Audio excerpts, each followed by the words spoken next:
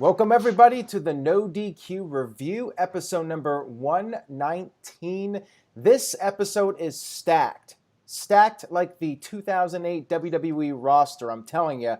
We got some very newsworthy topics to discuss. Now, before I throw it over to Virtue, our host and moderator, we do have a $10 super chat already from Matt Phillips Reviews. He says, just wanted to say thanks to NoDQ for all the hard work and dedication you show to pro wrestling.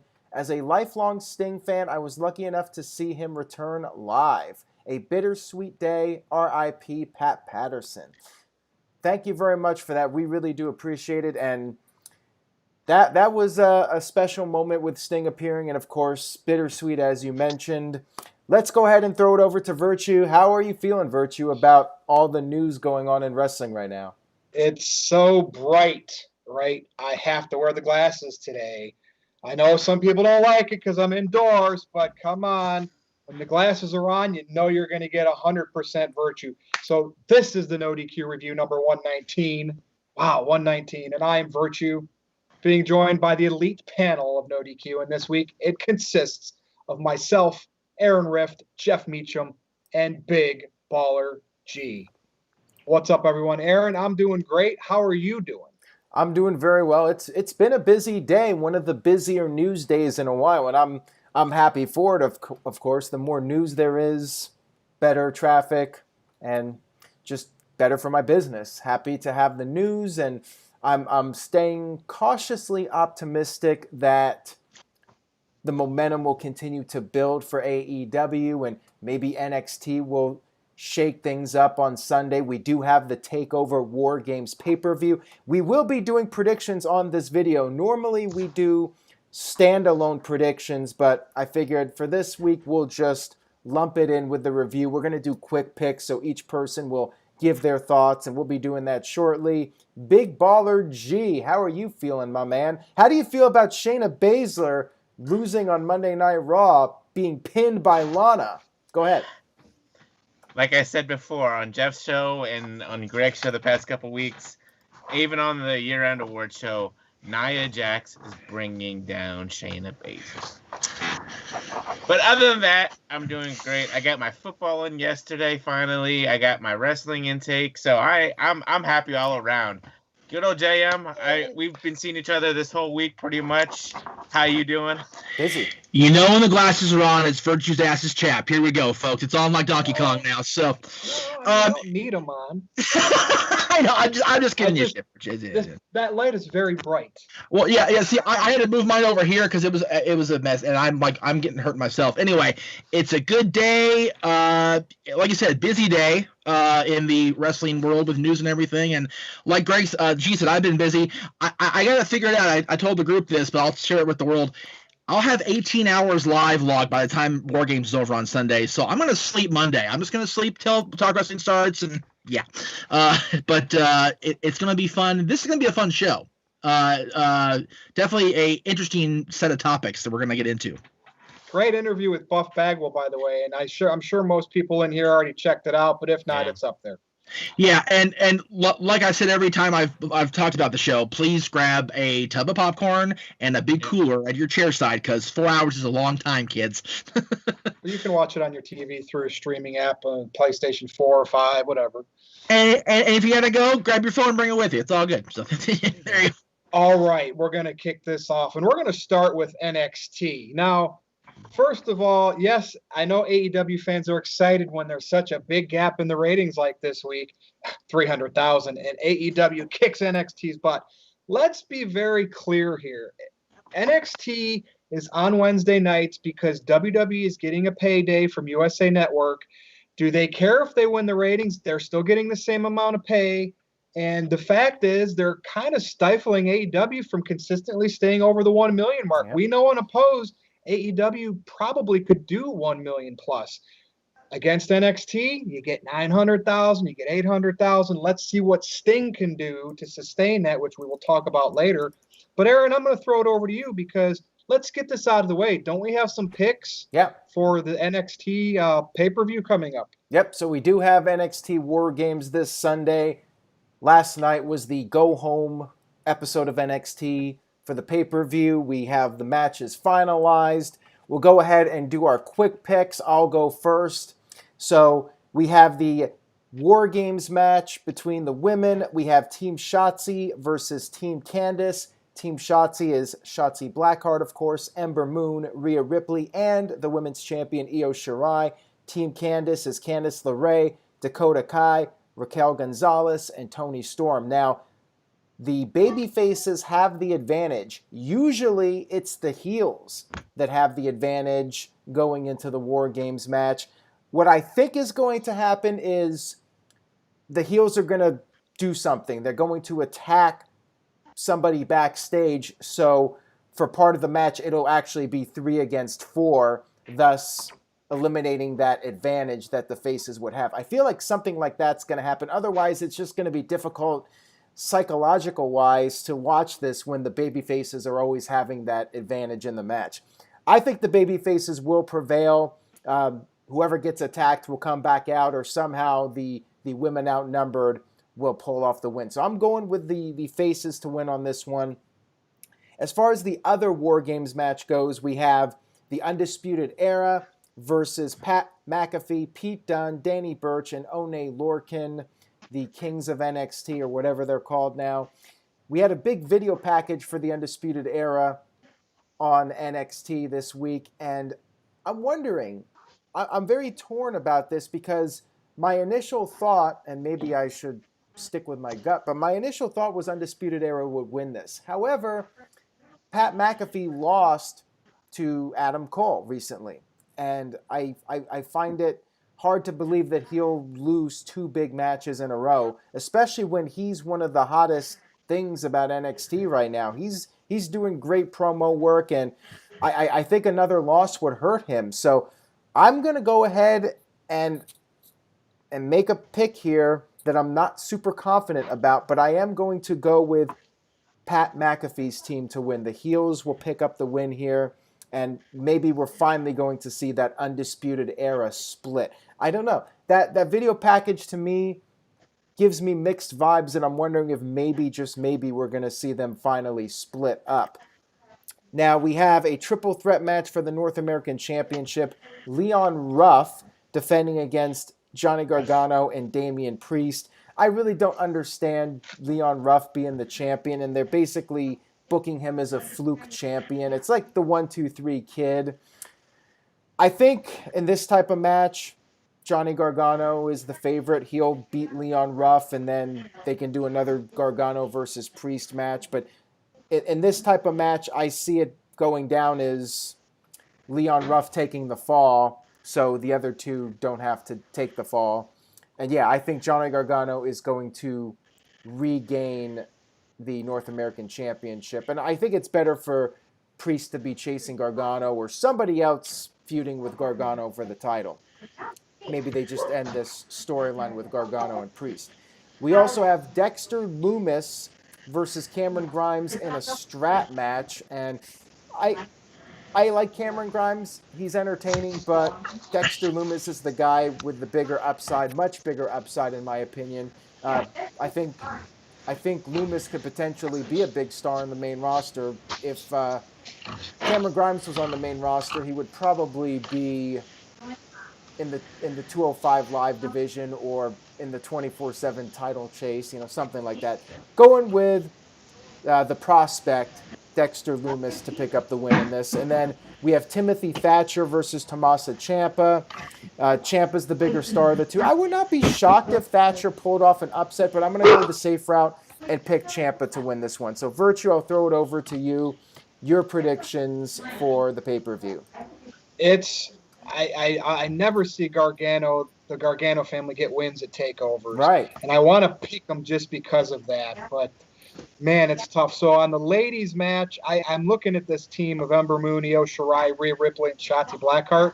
And I was seeing the promo video packages and stuff they've been doing with Shotzi Blackheart, Ember Moon. They're going to win. I'm going to go with the faces here. The War Games match of men. What's all that background noise here? We have a crowd. But anyway, Sorry. Alex, you can hear me. Put yourself on mute for a second. Oh, Jeff's smart. The men's match, I'm going to go ahead and pick Pat McAfee's team, like Aaron said. I think him being on a winning team here would be good because this guy is a lot better than many people thought.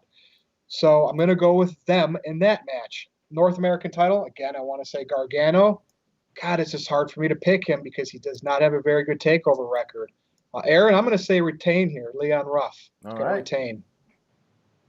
I like Dexter Lumis. I love the gimmick. Just like I like Killer Cross, Karrion Kross, who's still out injured. So I'm going to go Dexter Lumis in the strap match over Cameron Grimes. What else I got? The singles match with Ciampa over Thatcher? Yeah. I almost feel that could be a coin flip. Maybe Ciampa put Thatcher over here. He might. Well, I'm going to say Ciampa. I mean, I'm not going to pick against Gargano and Ciampa, so I'll pick Ciampa in this one. Did I cover everything? I felt like that was just... Yes. Was that five matches? Okay, five matches. All right, so let's go over to Big G and get the Big Baller's opinion on this pay-per-view. All right, so quick picks. I mean, pretty much the picks that Virtue picked were my picks. Oh, really? Except I'm going to have Gargano regain the North American title. I think I'm 0 for 10 picking Gargano. That's why I didn't. Like I said, I think Leon Ruff, said on Monday on Jeff's show, he's just a publicity stunt. They're just, like Aaron said, a fluke champ. All right, Jeff, you want to turn your mic back on and we'll get your picks? Yeah, I picked Gargano. I picked I picked the babyface ladies because I picked Johnny, because I don't think Johnny and Candice can win the same night. I think it's in their contract they both can't win a match in the same night. So I think that's how that's set up there. Leon Ruff had the title. Too damn long. Yeah, long enough. 3 weeks. Long enough. So yeah, Gargano regains. I say the UE wins and McAfee actually takes the fall. Is what I think is going to happen. Wow. And I said it Monday. I got a similar reaction in the chat room. Wow, really? Yeah, I think as much as they're high on Pat McAfee, I think Pat almost wants to like prove himself, take one for the team. Like I will do this because either the UE has to split here, like you said, Aaron, or they have to just royally kick their ass. Like one or the other, because Pat has been so up the entire Undisputed Era's backside that there is no in between. Either they have to split because of the big promo video we saw, and it's all a big thing, or they just got to go in there and just beat the shit out of these guys. So that's what I think is going to happen. I think they're going to lose, and Pat's going to take the fall. I think I picked Ciampa over Thatcher. You did. Monday. I remember. Thank you, G. And I picked Dexter Lumis because I only know Cameron Grimes' name because he shares a similar pronunciation with a friend of mine who's on the Young and Restless named Cameron Grimes. So I really don't care about him. So, yeah, there we go. All right, very good. All right. Any other thoughts on NXT? I mean, I honestly usually watch AEW because I get more chatter about it, and then I watch NXT over the weekend. Some weeks I'll forget to watch it. So anybody want to add any thoughts of up-and-comers, what you like about NXT? Are you really seeing Jeremy Borash's video montage presence? I do when I watch. I can definitely tell he's part of NXT if he is indeed doing that stuff. Yeah. I was going to say, I meant to say this Monday, so thank you for reminding me, Virtue. I appreciate you letting me get the reminder there. I am noticing more and more that WWE's production team and NXT's production team by definition is becoming like a conglomerate, like an all-star team. You've got Borash doing the video packages. You've got a lot of guys from TNA now. Chris Park is there now doing his thing, and there's a lot of influence from a lot of different things, and that's what NXT's always been. It's always been the best of everywhere else because WWE had the main roster, they had the Roman Reigns and they had the John Cena's and they had this, and Hunter went, well, yeah, but I got my guys, and they're from everywhere else. They're doing the same thing behind the scenes, and I think it's showing through. Like you said, Borash's influence is definitely there. You can see it. And Adam Pearce, who was the longest running indie stalwart NWA World Champion, he's a producer now. He's an on-camera presence now. You're seeing a lot of things happening because these guys are being brought in to kind of strengthen the ship as far as they think, creative processes and things like that. So I think it's working. I mean, I know people are really high on what happened over at Daly's Place last night. I am too, for the record. But I think NXT is doing what they've always done. Just keep chugging along. Yeah. Big G, is there a next like Shayna Baszler? I mean, not necessarily like her, but a female wrestler in NXT you're excited about that you hope stays down there, because you said you want Shayna to go back down there. That is replacing her as your favorite. If anybody, Rhea Ripley. I mean, yeah, we've seen her against Charlotte Flair already at WrestleMania, and I mean, she hasn't really been on the main roster yet. But I just wish, the people that want to go back to NXT, they should be allowed to go back to NXT, because at least down there, they will be utilized like a certain Aleister Black. Yes. So, I mean, other than that, I mean, I'm still watching NXT every Wednesday. Nothing new about it. The tag team division looks like it's upping its game again. They got the grizzled young veterans in there from NXT UK. Imperium's down there still. So I'm fine with it. All right. And before we get to the next topic, Psycho Jet Black sent in a $2 super chat. He says, Adam Pearce made Drew McInfart popular. The chat room's just so clever today. Okay. All right, let's move on. McInfart. All right. Pat Patterson passed away, and so I just want to get everyone's thoughts there. I mean, he was an integral part of being one of the Stooges during the Attitude Era, the war against Stone Cold Steve Austin. Remember him and Gerald Briscoe out on the stage dancing with Shawn Michaels, who didn't know it initially, and then he turned around. That was my favorite of that era, Pat Patterson. Well, actually, I don't remember his wrestling era because that was before my time, other than going back and watching matches. But he was the first Intercontinental Champion. Correct, Jeff?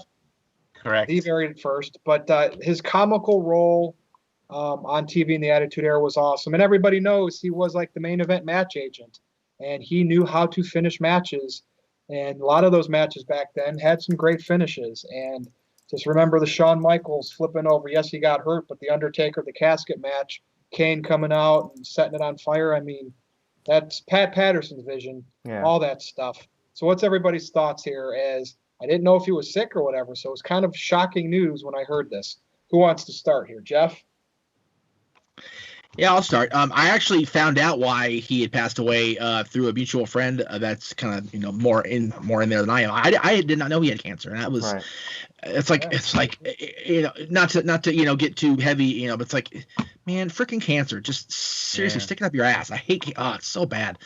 I remember Pat, of course, for the first time I remember actually seeing Pat on TV, which is so stupid now looking back, is refereeing the LT Bam Bam match. Not his finest moment, let's be real. But I mean, he was in the main event at WrestleMania, so I mean, and it was a very media heavy Mania. So Pat's face was right there, right? Yeah. So it was very cool. I find it funny when I go back and watch these old Raws and Smackdowns now, where he and Briscoe are doing their Stooge thing and they're doing the Hogan poses or whatever, and Pat's ripping his shirt off and doing the whole thing, and JR's yelling to the microphone, and he's single fellas, like it didn't sink in '98. You look at it, you go, oh, because. Like, everybody's like, he was the first openly. No, he was not open about it at all. If you weren't in the know, they did. Yeah, I really, it's so hard for me to not just go on social media and just rip at TMZ when they do shit like that. It just drives me nuts. But he was, in fact, the first openly gay wrestler, except that he wasn't open to the fans, which he shouldn't have to be. It's none of our business. Yeah. But in the business, he was, and he blazed trails. And good on him, man. And even though the moment where we all found out was on Legends House, it was still like it's still a landmark moment as far as the movement, and I think that's so cool for them. I have gone back and watched the old stuff, like you said, Virtue. His back alley fight with Sergeant Slaughter is the thing of legends. People think of Sergeant Slaughter as the stupid Iraqi sympathizer thing. Go back about 10 years before that. Him and Iron Sheik back in that era. Him and Pat. God, him and Pat it was amazing. It's beautiful in its brutality, this match. I go back and watch it. It's on the network now, so yeah, check it out. And like we've all talked about, he was Vince's right-hand man before Bruce Pritchard, barely had his feet wet in working for Paul Bosch. So, Pat's the guy, and he's been the guy. And, no better endorsement than The Rock's Instagram post, Pat called Vince and said, check this kid out. Bam. So here we go. The freaking Rock, there you go. So Yeah. Well, thank you, Jeff. Big G, I know, you were young and back when he was on TV a lot. So any thoughts here? I mean, yeah, I go back on the network and watch some of the stuff that he was in. I watched some of the stuff yesterday, that they posted on the network. Seemed like a great guy. When Legends House first came out back in 2015 or whatever, I watched that, and it was funny to see these people out of the element living all together and whatnot. And we all forgot to mention he was the creator of the Royal Rumble, if I'm not mistaken. Correct? Thank you, Jeff. So the Royal Rumble has been around since 1987, 88. I can't remember off the top of my head. Thank you, Jeff, again. But great guy. Funny segments, and you know what? He did it his way. I'm not going to sing that song, but he did it his way. So rest in peace, Pat Patterson. You're up there with everybody now. Go referee Look at the another end match. of the main events up there. Yep. There you go. So, yeah. Well, thank you, Big G. Aaron, would you like to add? I mean, I know you've talked about everything we usually talk about, but go ahead. Yeah, we covered it. Jeff and I did last night. We went over some of his biggest moments. And yeah, his career goes way back to the 60s at the Cow Palace and teaming up with Ray Stevens. He had a very lengthy career, and he started winding down in the early 80s. And yeah, Jeff mentioned the Sergeant Slaughter match, definitely one worth checking out. And he wore a lot of hats in WWE. He did color commentary for a while. He was on commentary the night Hulk Hogan beat the Iron Sheik for the first championship. He was also the in-ring referee for the first WrestleMania main event. You had Muhammad Ali out there as like the enforcer guy on the outside, but Pat Patterson was in the ring doing the officiating. And, that was a really critical event for WWE, that first WrestleMania. And, Pat Patterson being the referee in that match just goes to show how much Vince McMahon trusted Patterson to be able to hold everything together and make sure everything went according to plan. Patterson was there, real life right-hand man for Vince, and yeah, very entertaining stuff in the 90s, of course, with the Attitude Era, him and Gerald Briscoe being the Stooges, and definitely a huge loss for the wrestling business, and he will be very much missed by everyone. Jeff? I just want to say, go back and watch Hogan winning the championship. Pat botches when he's talking to Gorilla after the thing because he calls Gorilla Vince. If you listen carefully, he's waited a long time for this, Vince. And, okay, Pat, do you know where you are? Do you know what you're doing, Pat? Wake up, Pat. Maybe he spent just a little bit too much time with Vince. Too much time with McMahon, yeah, a little bit. Just a little bit. Anyway, it was a little cute moment. It's a fun anyway. So there you go. All right, well, we'll move on here. And, dangerous spots in wrestling. We've seen Matt Hardy get a chair thrown at his head and busted open. The concussion or no concussion from the back with Sammy Guevara, and just various other injuries. Who's the guy that got was a Private Party knocked out in the ring, or it was in that match? I think he was on their team. And then of course, the guy that usually defies all odds of injuries doing crazy stuff is Jeff Hardy.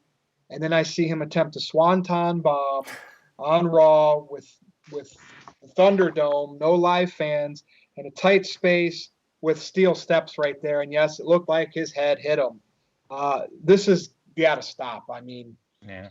Jeff's made his money. He can go out there, and I guess it must be the thrill. It must be the thrill. Big G, what did they do it? Is it the thrill? Like, you've seen the movie The Wrestler. Yeah. And if you watch the story of that movie, it's the bright lights. The Roddy Piper said this in a promo against Jericho for that one last time. And is this Jeff, or is he just a daredevil? Or I think it's the he wants to stay relevant. Why? That a Swanton at other places is safe. Why there in that corner? Yes, I thought that was so odd because I don't know. I mean, he could have hit his head, but like I swear I heard a thud. Like as soon as he hit that swanton, because there's the steel steps, and then there's the table, which isn't very far away, and all you hear is, I was like, Yeah. But it's like it's not WrestleMania. You know what I mean? I know. I mean, we all love Jeff Hardy for his high spots. That's what he's known for. The swanton bombs off the ladders, the leg drops over the ladders, every crazy thing you can think of, Jeff Hardy's probably done. I mean, he's done a swanton off the tractor trailer on Umaga, for Christ's sake. Every once in a while, it's fine. But if there's really no crowd, you shouldn't have to do an extreme spot with the swanton onto a table with steel or stairs literally right there. I mean, yeah, everybody else does it. Foley was. Foley. I mean, Foley really just Foley's the one that said, "Hey, if I can do it, you young skinny guys can do it." I think it's the thrill and the adrenaline. You're getting hyped up, you're getting pumped up, whatever, and you're like, okay, there might not be any fans here live, but you got millions of fans watching at home. Well, it's Raw, so it's like 1.7, 1.8 right now. Okay, You know what I mean? Like, it's a lot. Okay, let's go 1.8 million fans. It's a lot if comparing it to Wednesday nights, but right, go ahead. Okay. And, maybe they want to give these fans something to remember. Well, obviously Jeff did, because we're talking about it right now. So, but I just, he doesn't really need to do any more high spots or anything like that. If he, the gauge is in the ear, do more of that stuff, right? Because that's obviously safer. Right? Oh, jeez. Him and Randy Orton with the ladder a couple years ago, and a couple weeks ago at Night of Clash of Champions with Sami Zayn.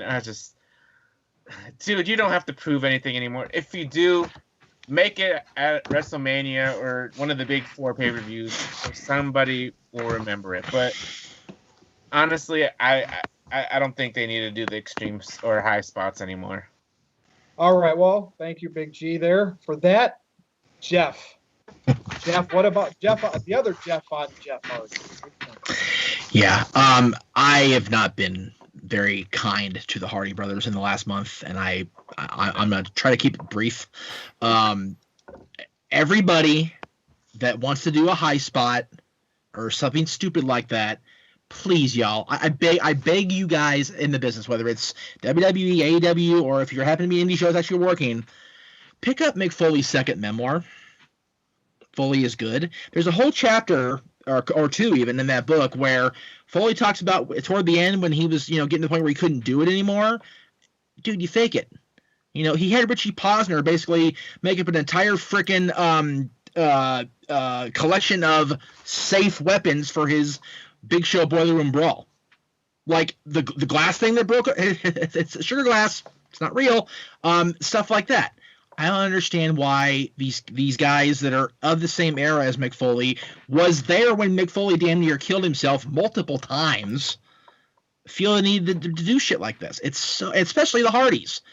Yeah. Matt, I know. Match at No Mercy kicked it off. And I understand that. And look what wrestling has become. So it's like Hardy, it's like he feels like he has to do that to hang with the people he inspired, because a lot of wrestlers do that today. Okay, but to borrow my phrase from earlier, to have my own ass chapped here for a second, Virtue, the Hardy brothers were on Mick Foley's his first or second home video back when VHS was a thing, and they know exactly what Mick went through the night he faced The Rock in Anaheim in front of Aaron and everybody else. Like Mick should not be able to be coherent right now. The beating I'm not exaggerating or being facetious when I say that. He took 11 straight chair shots to the skull. Yeah. He shouldn't be able to do the thing. He shouldn't be able to have written 5 memoirs and however many novels or whatever. So then fast forward to now, Matt Hardy took a bump off the freaking that scaffold thing a couple months ago and damn near killed himself. And Jeff goes, "Hold my beer." Like, it's so stupid to me that these two guys at this point in their career feel the need to do this. And I find it so funny that Matt's wife gets all amped up about Matt having to do that and not be taken care of. Yet I'm sure she's loving going to the bank, cashing that check every week when he does it. Right. So it's so frustrating to me. I'm sorry, not hold my beer, hold my pill. Sorry, wrong collection of substance. Sorry about that. Sorry guys. Anyway, thank you for that, Adrian. Appreciate that. WWF Desire videos where they use like Creed and Stain. Seriously, the Hardy. I mean, they had enough. The Hardy Boys had enough highlights just from those couple of years to last a lifetime. But it feels like they have to continue, and this is that wrestling business itch to keep doing it and saying, hey, I still got it. Yeah. Seriously, what is the one thing you remember most from that Desire video as far as the spots? The spear from Edge onto Jeff at WrestleMania. Yep, and I think they did one of those tall ladder swantons was on there too.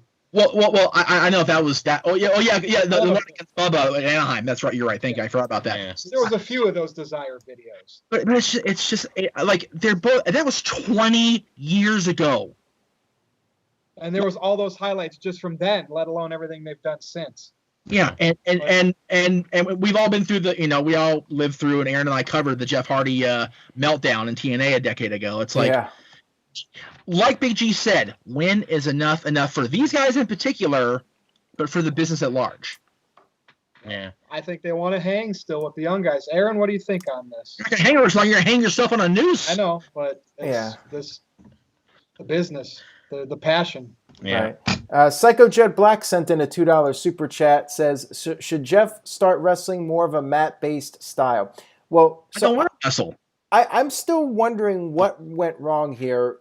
I believe that the way it went down was not what was initially planned. I'm not sure if there was just some kind of miscommunication and they ended up by the steel steps. Like, why did they go by the steps in the first place? Like, that's why I'm just like not understanding all this, because these guys have been doing this for how long? Like, that seems like a really bad idea. And I cannot imagine that would have been approved in the first place. But yeah, maybe because of the timing and everything, Jeff just felt like, well, the table's in this corner by the steps. We just got to go with it. I can pull this off. And he almost seriously hurt himself.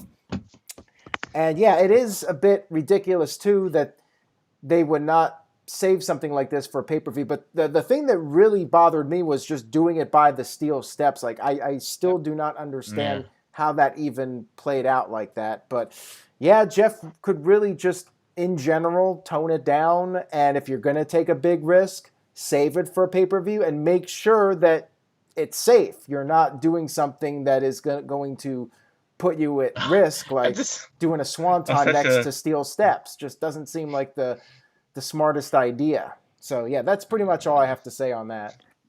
Yeah. Okay, well, I guess this is part of a double main event here. So we're going to save Sting for a few more minutes, but let's talk about the AEW title change, world title change. It's no longer held by Moxley. It is held by Kenny Omega. Kenny Omega finally is the AEW world champion. And in the biggest plot twist after the match, Don Callis, the Jackal, I like him, always have. Oh, yeah. Escorts Omega with the title out of the building. And Jeff, I immediately thought of how Gerald Briscoe escorted Shawn Michaels out of Survivor Series 1997. Not that they copied that, it just got that vibe. Right. And so AEW is in bed with NWA. Jeff, you can attest to that. Smart move on these little companies' parts, trying to get into the bigger pond with the bigger TV deal just to get some exposure. Now Impact Wrestling is apparently in bed here with AEW. I don't think this is going to really help ratings for AEW. There's something else we can talk about that would help ratings later, but I think these little business deals will definitely help your NWAs, especially if AEW wrestlers go to these places, and your Impacts.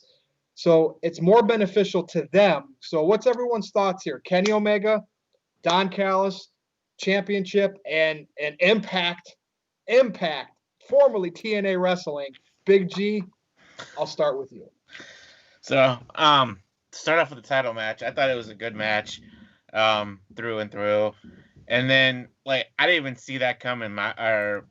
Omega winning the title. I thought Moxley was going to retain, but then you saw the little thing with the mic, and I like how I actually went back to watch that little snippet of Shawn Michaels and Gerald Briscoe running, after Survivor Series. I was like, okay, if they did copy it, I don't think they copied it. Well, I'm not saying they did, but I like to say that they did.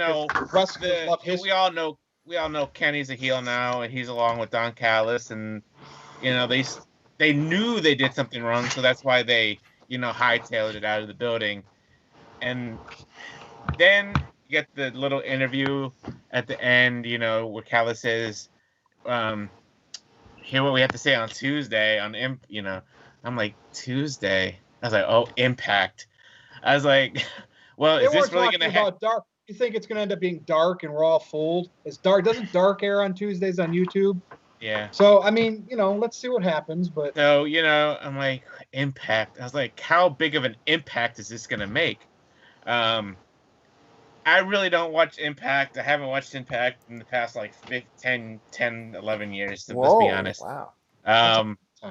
If I do, I'll go on YouTube and watch some of the clips and see what's going on. I mean, I've never had a big interest in Impact Wrestling. I'm going to be honest here.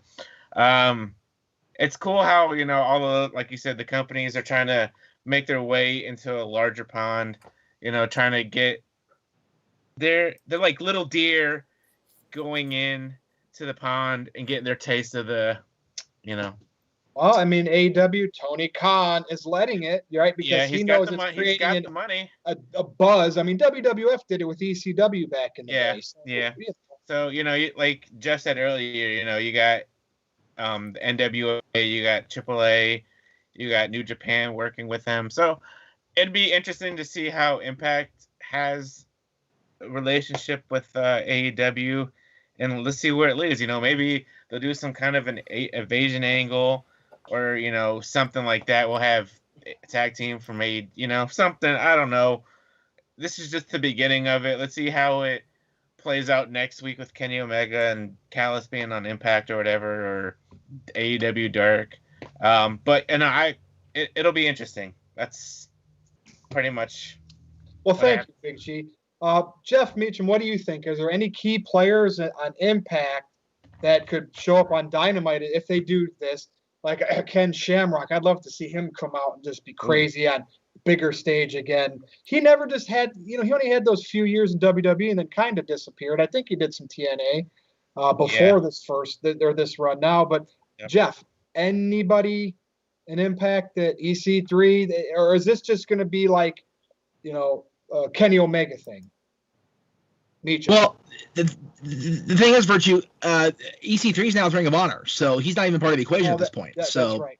But who says that? I know they do their thing. Right, yeah. But who says that this isn't all going to intertwine with non-WWE promotions all working together?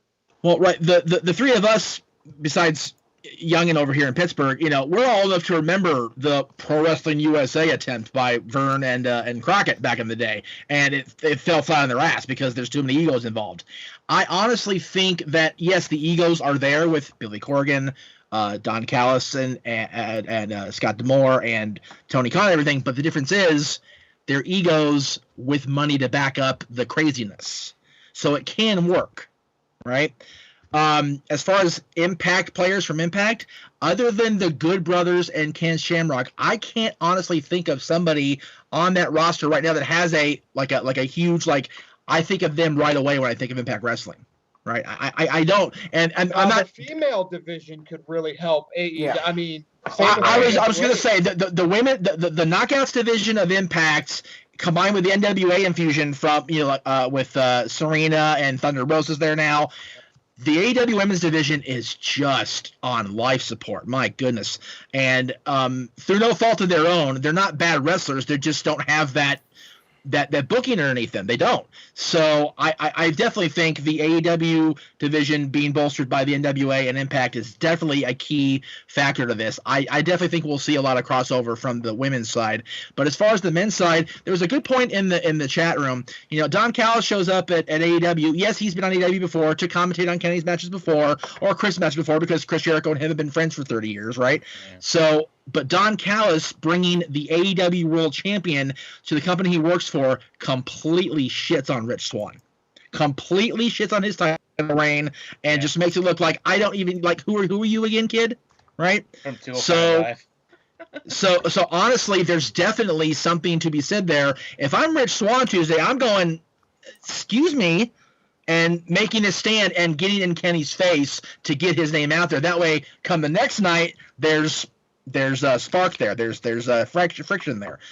Like everybody said, AEW will benefit less than Impact will, by and large. From this, yeah. AEW from this, yes. Yeah. Well, yeah. Coming main event, AEW had a huge moment right before the main event. Yeah. So let's be real. But on many levels. But I've said this for years, and Aaron and I have been here every step of the way. 18 years we've been doing this crazy crap, okay?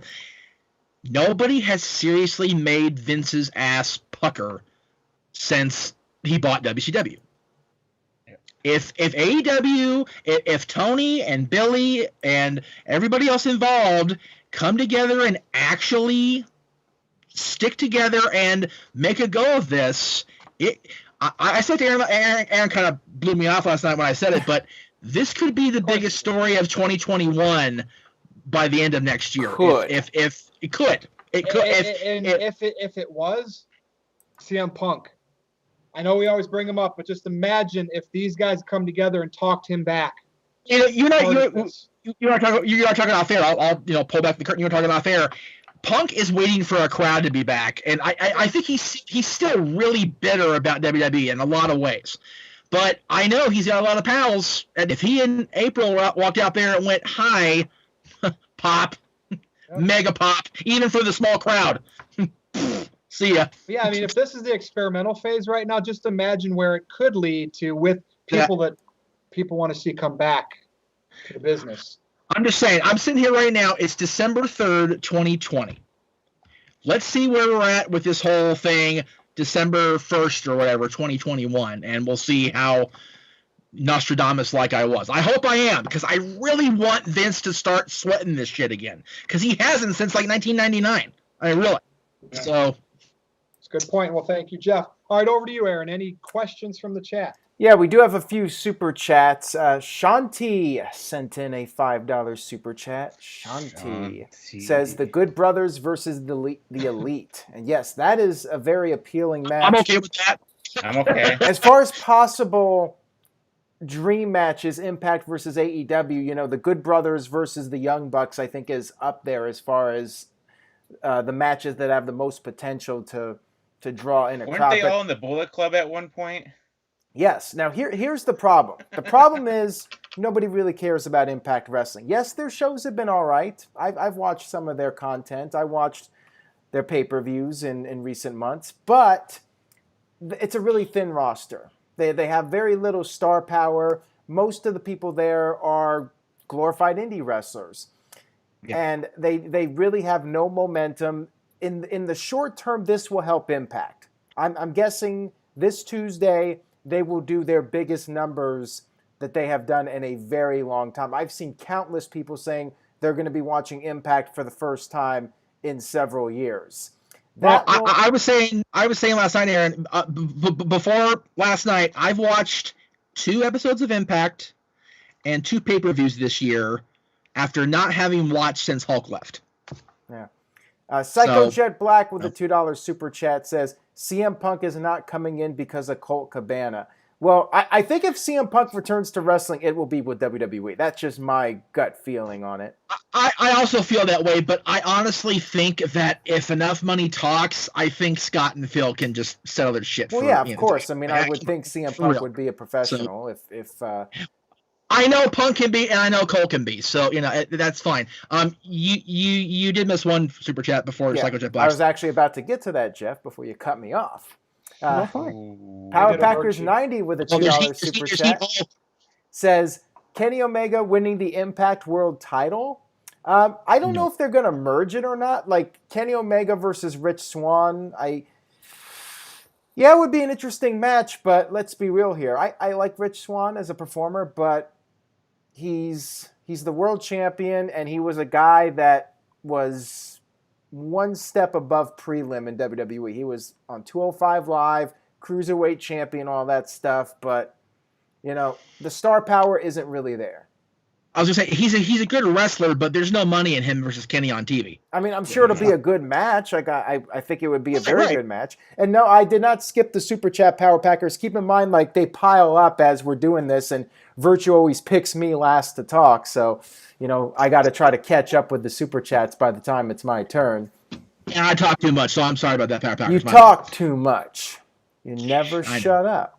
Are we caught up? Are you good to go on this topic? Yeah, we're caught up right now. And last night, Jeff and I talked about it, and since then, more information has come out. It does look like it's going to be more of a long-term thing, and I think the real key is the storyline needs to be compelling. If they're going to do an interpromotional storyline, it needs to be intense, and we need to really believe it. We need to believe that Impact Wrestling is coming in to destroy AEW. AEW is the bigger promotion, no doubt about it. So Impact Wrestling needs to come in as this company, like the NWO, trying to take over, and they need to be looked at as very strong, at least in the short term. Yeah, AEW will probably win out in the end, but they all have to come to an agreement on all this too. And going back to what Jeff said with the egos, can the egos work together? Can everybody put their egos in check and do what's best for business long term? Triple H even said it during a media call to promote the TakeOver pay-per-view. He said they would be open to doing interpromotional stuff if it was best for business, and of course, best for WWE business. Of course. But I think the ultimate goal should be to give the fans the most compelling storyline possible, where we can suspend disbelief and really think that AEW's very existence is in jeopardy. And I never felt that during the invasion. I never felt like WCW and ECW were putting WWE out of business or were a real threat. That is going to be the key to make Impact Wrestling a real threat to AEW's existence. Now, can they do that? That remains to be seen. And let's hope it's not a global force in TNA. Lord. Just had to throw that out there. So bad. Yeah. The thing with the invasion in 2001, Aaron, and I said this countless times, so I'm probably going to sound repetitive. Gee, what a shock for me. WWF claimed they didn't want to put the money out because to get the stars, Flair, the NWO, Goldberg, because it would have offset the pay scale and would have made people feel bad. So, number one, you bring the jobbers in to try to put them over, and it's still a hostile locker room. So there's that hypocrisy nonsense. And two, they made almost $400 million or where it was $1 billion that year, and only pissed it away because the XFL was a thing. Yeah. Like, seriously, if they'd taken the XFL money and brought in the NWO, Goldberg, Ric Flair, Scott Steiner, those guys, the invasion would have been a lot different. I'll tell you that right now. And same thing with the Crockett and Bill Watts thing back in the 80s. Again, egos won out. It's all about egos, like we've both said, Aaron. But I think the difference here is the egos involved also have the money where if they do falter, they can reshuffle the deck quickly. Yeah, well, we thought that about WCW too, with all the money they had. I do. Once Vince bought it, I knew that was it. Like if Bischoff had gotten the train back on the tracks with the Fusionet thing, it would have been a lot different scenario in 2001. But he didn't. So because Jamie Kellner torpedoed that. I've said it for years. He's the one that killed WCW. So yeah, but that was just like he was putting the nail in the coffin, pretty much. Right, but Bischoff has said many times he was going to reboot, like a full-on, not this stupid Russo-Bischoff bullshit reboot. He was going to take the company dark and go from scratch, which would have been the way to go. And would have been a very tough hole to climb out of, though. For sure, and I'm not denying that, but the fact was he had the shovel to dig himself out, and then Jamie Kellner went, yeah, no, sorry. Jeff, you and Virtue are alike. It's hard to believe. Virtue is very much defensive of Vince Russo, and you are very defensive of Eric Bischoff, I must say. I'm defensive of both of them. Like I said, I like Vince. He's a nice person. I just don't like his booking strategies a lot of the times. That's the only thing. But he drew the highest ratings in both WWE and TNA's history. Oh, my God. I mean, if that wasn't the case, I'd have no ammo to go on, but that is the case. And trust me, nobody understands the dichotomy of Lucky Vince Russo more than the Chief Hulkamaniac, right? Like, I get that. So it's hard. But yeah, he did. He made a huge impact in the business. There's no doubt about it. I just think that he did more harm to WCW than he allows himself to be blamed for, is what I tried to point out. Threw the gasoline all over WCW. Very much so. All right. Well, but hey, that's a discussion for a panel or another time. Or a debate, maybe.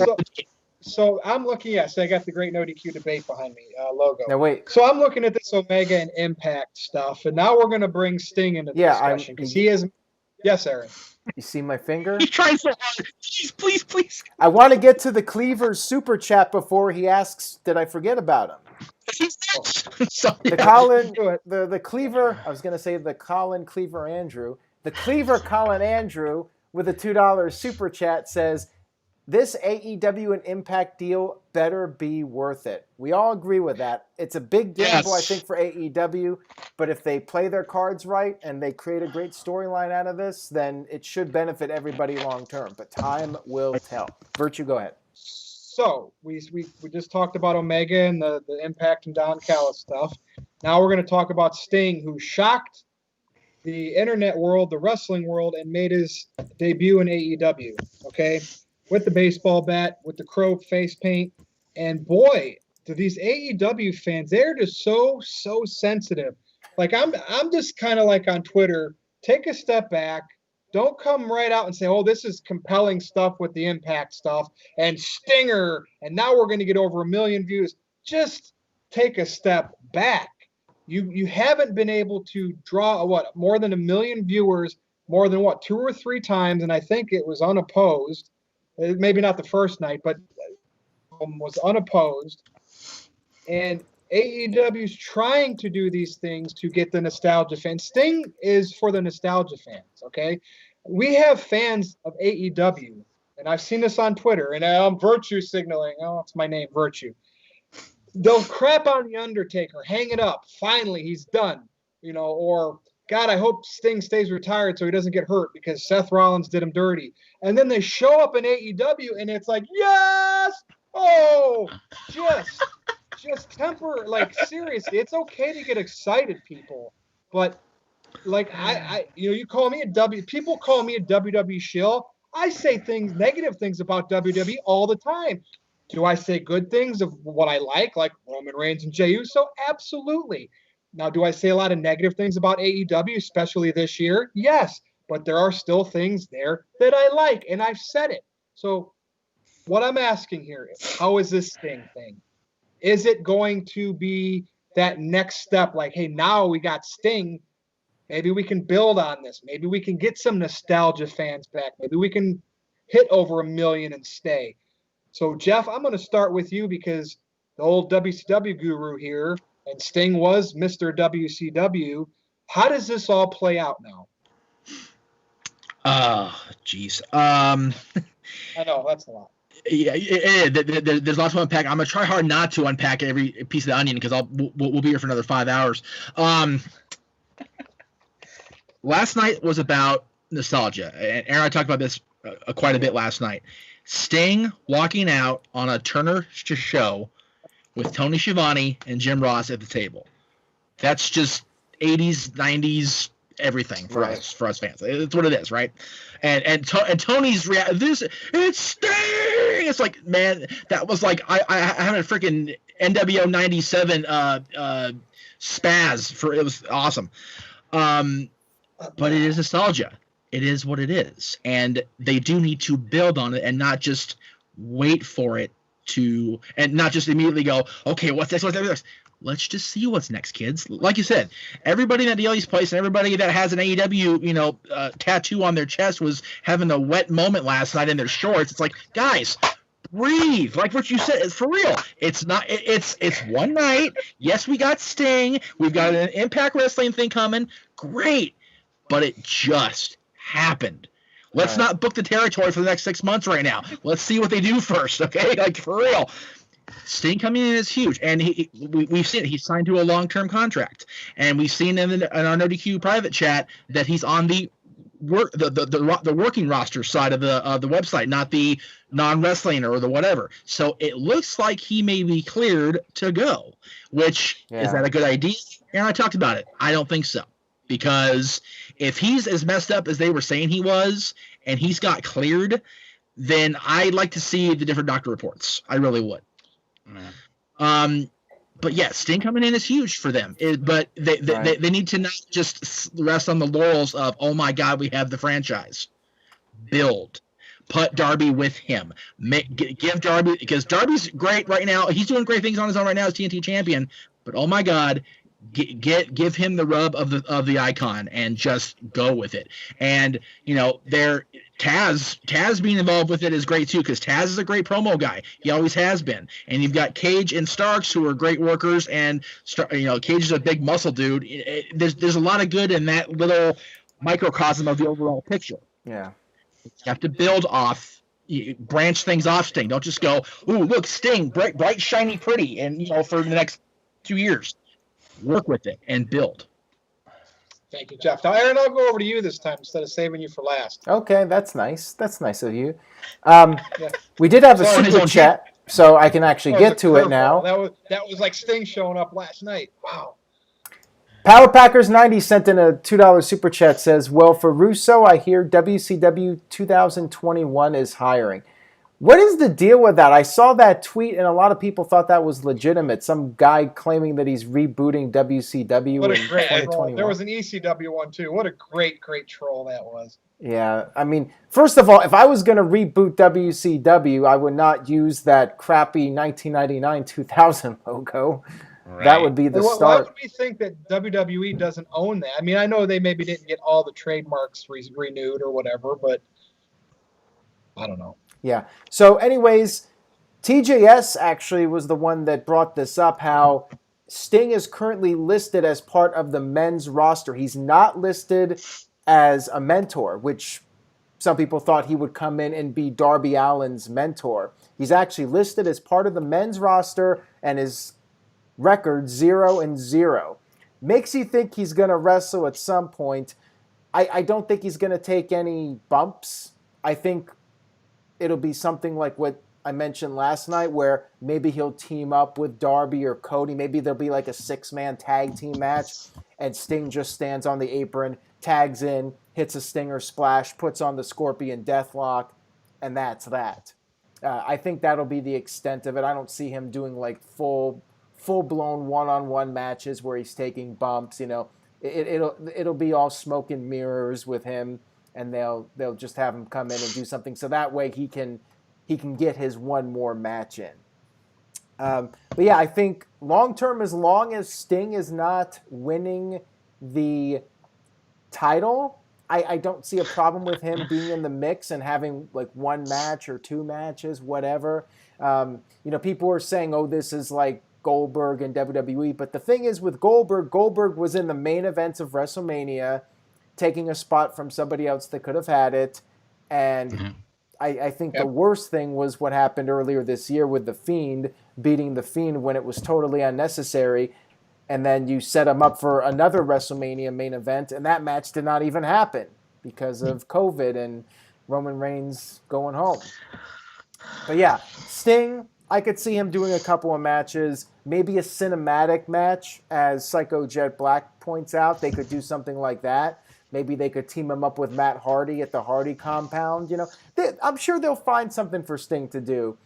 He'll get active a little bit, and he'll be a presence in AEW. Now the question is, how long will it last? They're talking about a multi-year contract. I think as a nostalgia act, it's gonna wear out its welcome pretty soon. Like, I think it's gonna have a short shelf life. So I don't know if having him on TV every single week is the way to go. I think he would be best utilized as a special attraction or a mentor role where he shows up every now and then, like for a big pay-per-view match or something. But yeah, if he's on TV every week, I think he's going to lose his value over time. I think there was a novelty in him showing up this first week because it was on TNT, his first appearance since 2001. Tony Schiavone there, the 13-year-old in me was marking out for it because, I remember back in the day, Sting feuding with the NWO. I'm in middle school. He's coming down from the rafters, and Sting is clearing out the NWO, and Tony Schiavone's going crazy. Big moments from my childhood, and that was a nice nostalgic feel when he came out there. But yeah, in the weeks to come, what's going to happen? He needs to be able to help elevate the other talent rather than him becoming the focal point of the show. Now, thank you, Aaron. Big G, I just wrote an article. It's up on NoDQ.com. It's Farewell Undertaker. And we all know he's at his, last ride, the Boneyard match, the spot at Survivor Series, where maybe the dead man is finally gone, all the shoot interviews. Yeah. But you know what? They seems like they always come back unless they are really sick or pass away. Sting retired right after his series of matches in WWE. I think he retired at the Hall of Fame. I don't know. He's back. I mean, yeah he's not technically. We don't know if he's going to wrestle, but he's back. Yeah. They all come back. What do you think here, Big G?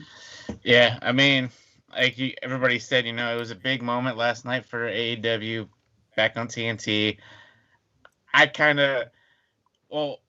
As soon as the lights went out and I saw the crow and I heard that music, I kind of got a feeling. And then, he just showed up. I kind of jumped out of my bed. I was like, okay, it's Sting. Am I the only one that just immediately went to Twitter to see everyone else's response? That's what I did. Okay. But anyways, you guys all made great points. Hopefully Sting is there just, every once in a while, like Aaron mentioned earlier, and maybe a couple matches here and there. But, and Virtue said it good, too, eventually everybody comes back. I mean, now I'm thinking in the back of my head, okay, Undertaker's going to come back somehow, some way. Edge came back. And that was after a serious injury, too, we thought Edge would never come back, and here it is, 2020. At the beginning of 2020, you had Edge come back. Then towards the summertime, you had Roman Reigns come back after a 5-month hiatus. And now after, I think it's been, 3 or 4 years since Sting's been in WWE. Towards the end of 2020, you have Sting come back. So within 2020, you've had 3 big major returns, or whatever you want to call it. So, and we didn't get the normal crowd pop. I mean, the Edge stuff we did because of the Royal Rumble. And I mean, it was kind of I don't want to say a loud pop yesterday, but I liked how they went back and they showed everybody jumping out of their seat in Daly's place and stuff like that to see, okay, there are fans there, because when Matt Hardy debuted in AEW, all they had were the wrestlers there, right? If that. What are they letting in there? 500 or 600 people up in the upper deck? I want to say close to 1,000, because because they have the Jacksonville Jaguars stadium right next to it, so. And I think they let in a good 5,000 fans or something. I don't know. Anyways, like Jeff said earlier, I'm gonna touch up on it. Let it build. It's just the beginning of it. Give it a chance. See what they do with Sting. There's not much else to say. So we'll see. We'll see where it goes. Hey, Jeff Meacham. The only thing for sure is that nothing is for sure. Didn't Very Sting true say with that? Sting. Always. Great discussion. Aaron, any other questions in the chat before we go around and do our plugs? Not at the moment, but again, if anybody wants to send an additional super chat, we'll go into overtime. It'll be NoDQ review after dark. And actually, we do have a $5 super chat from Charles Coleman. He just sent this comment. He says, "Isn't about Sting, but I can't take Brian Cage serious using Brock Lesnar's finisher." Isn't it? What is it called? The F something else? What's it called? F10. F10. So that's Wardlow. He spins them extra, but I mean. Oh yeah, that's Wardlow. Yeah. Well, like you said, Virtue, it's not quite as impressive when he's just doing it on bigger guys. When he's doing it against the smaller guys, it looks really cool. But yeah, it's just basically an F5 when he's doing it to the bigger opponents, and those are the guys he's going to end up feuding with in the long run. Any other thoughts on Brian Cage there? Because he is jacked. Yeah, I've watched Cage come up from out here in the territory, out here working for a Championship Wrestling from Hollywood, with Eli Drake as his partner back in the day, managed by Mr. Percy Pringle. So Cage has the notoriety. He was one of Percy's final two non-Undertaker family clients. Oh. So I got respect for Cage for days.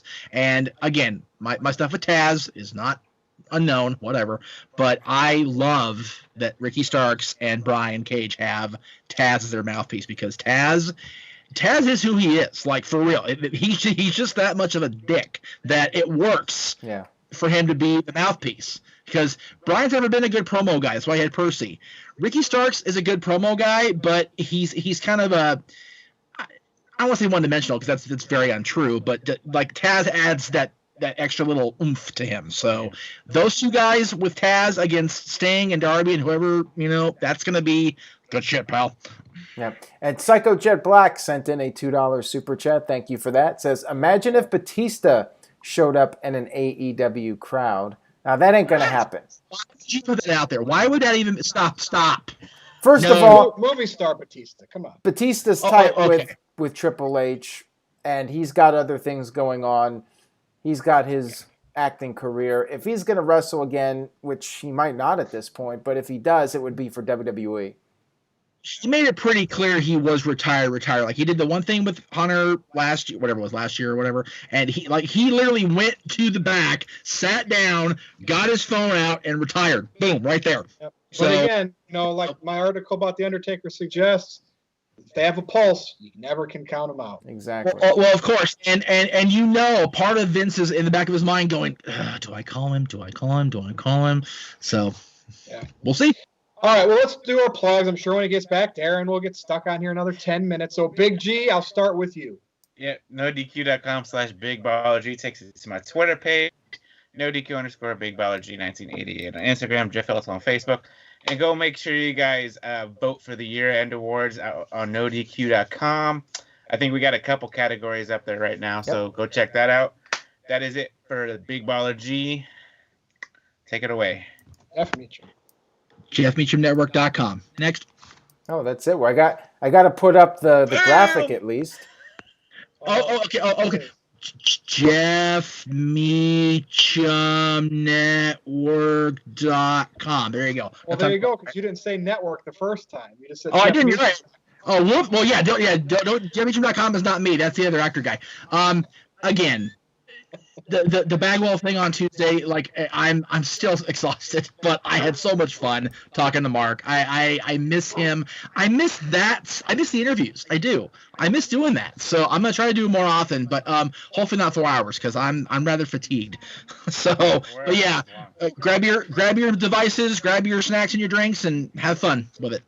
All right, thank you, Jeff. Aaron. All right, just stay tuned to NoDQ.com for the very latest news and rumors. And this Sunday, I'll be doing play-by-play results coverage over on NoDQ, and also I will be back after the show to give my thoughts in a live stream. Make sure you tune in for that, and just give this video a thumbs up or like, whatever, and tell a friend. Spread the word. Word of mouth goes a very long way. Jeremy Dorset says, do a one-on-one with RVD, Jeff. You've interviewed Rob several times, but maybe we could make it happen one more time. I think my total time with on screen with Rob is still not as long as the thing on Tuesday with Bagwell. Very true.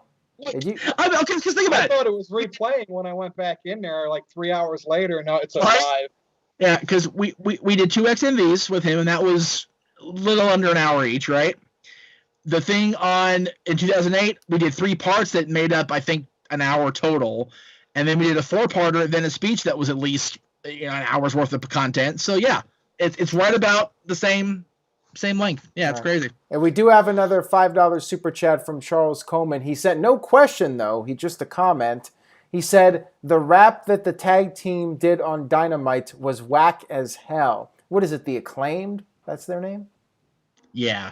Yeah. I mean, it was basically a John Cena 2003 knockoff, and even Matt Jackson called them out on it. It was pretty lame. I definitely think that did not go over too well. No, and hey, if Power Packers, if you want to interview me, set it up with Aaron. I love being the interview subject. I love talking about myself, put myself over. I'm that much of an egotist. All right. You too? Yeah, very much so. Yes. Oh, and Psycho Jet Black to close out the evening with a $2 super chat. Thank you for that. Says, imagine Ricochet rapping about his career. Okay, so what do you do with the other 58 minutes of the hour?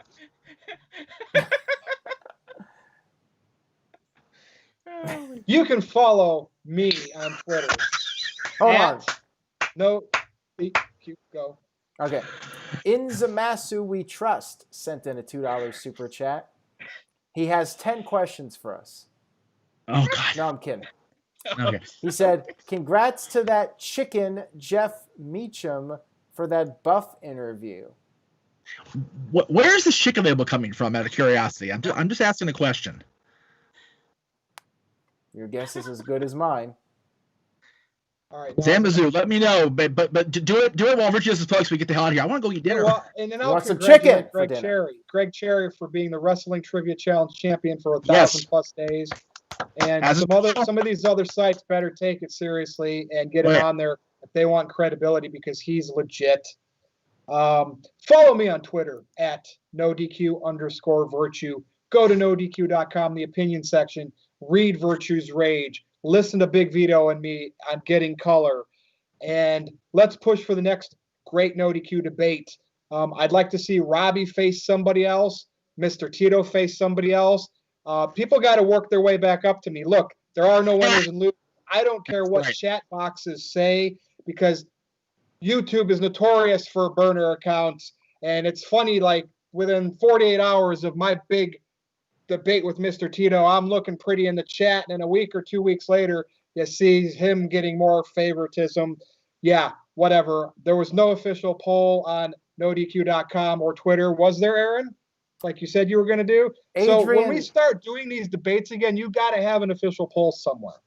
If you want me to graciously accept I've ever been defeated in a debate, which I haven't, you need to have some type of official polling, not just YouTube comments where people can go make burner accounts or get their minions in there. And I'm just saying that for the integrity of this show behind me. And it doesn't have to be me.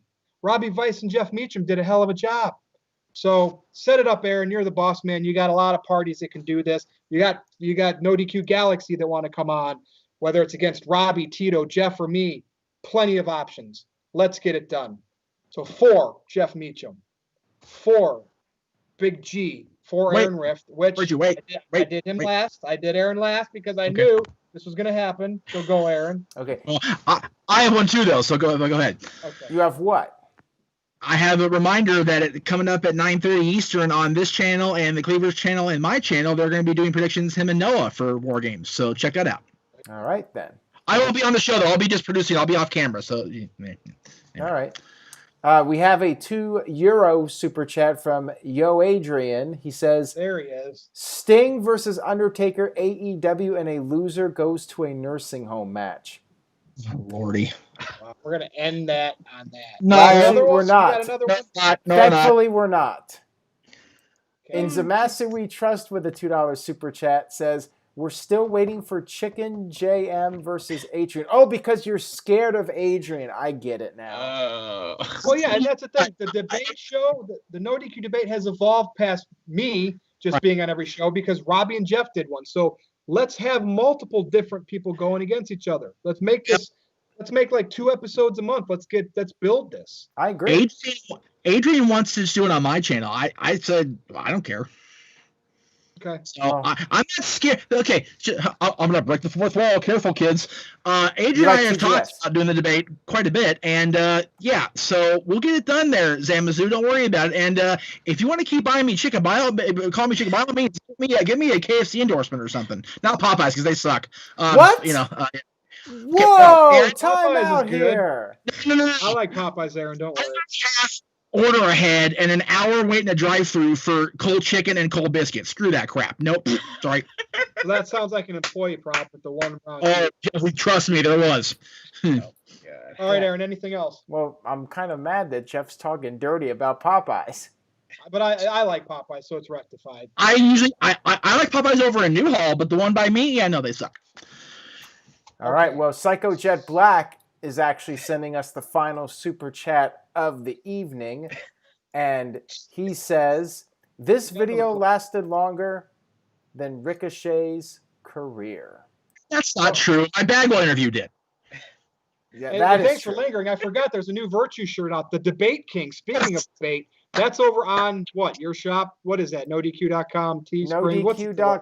NoDQ.com/merch, where you can pick up Yes. NoDQ.com merchandise. Thank you for bringing that up, Virtue, so people know where to get some last-minute Debate holiday King. gift ideas.